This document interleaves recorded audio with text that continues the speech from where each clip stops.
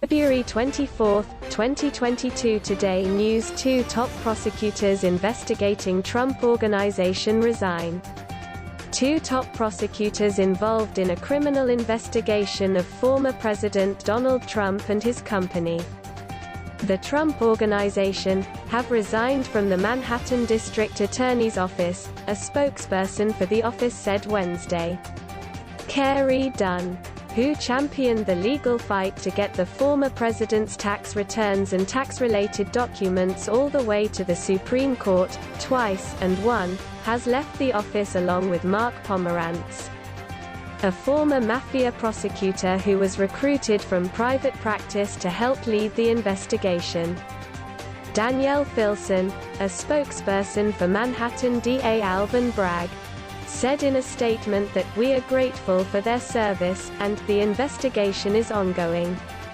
Filson said she could not comment further. Dunn and Pomerantz did not immediately respond to requests for comment. The resignations were first reported by the New York Times. The Manhattan District Attorney's Office changed hands in January, after the previous DA, Cyrus Vance, opted to not seek re-election and was succeeded by Bragg.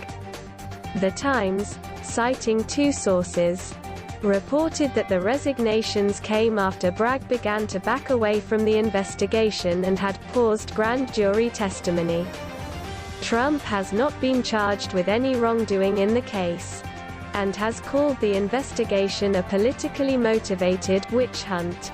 The Trump Organization and its former chief financial officer were charged last year in what prosecutors said was a sweeping 15-year scheme to compensate top executives of Trump's company off the books, and help them avoid paying taxes. Both have pleaded not guilty. Prosecutors said the company engaged in an orchestrated scheme to compensate executives off the books to avoid taxes.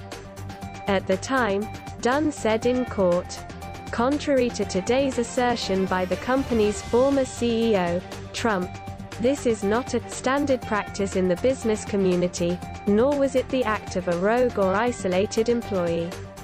Instead, it was orchestrated by the most senior executives, who were financially benefiting themselves and the company by getting secret pay raises at the expense of state and federal taxpayers," Dunn said. Pomerantz was hired by Vance to work on the case because of his expertise in white-collar and complex financial cases, and had taken in a role in interviewing witnesses. NBC News has previously reported